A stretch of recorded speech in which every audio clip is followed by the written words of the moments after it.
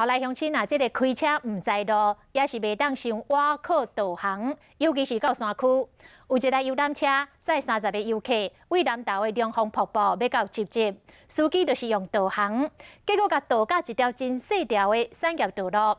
游览车落架时阵，车头就卡伫个转弯的所在，真提无路。最后是找来着卡拖机拖将近5点钟，这个游览车才顺利驶出来。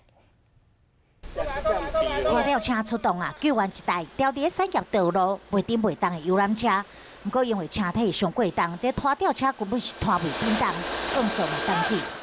乌头机来啊，利用吊钩啊，慢慢拖动游览车。这一拖就是将近5点钟，游览车总算脱困。村民驾驶挖土机以倒车的方式，慢慢将游览车脱离山区。这台游览车载30个人对北部到南投的龙凤瀑布佚佗，就伫转弯就这个路中，司机是用导航设定上近的路线，结果导航甲伊带到一条下寮的产业道路。游览车落架时，这车头掉伫转弯的所在，司机赶紧报警。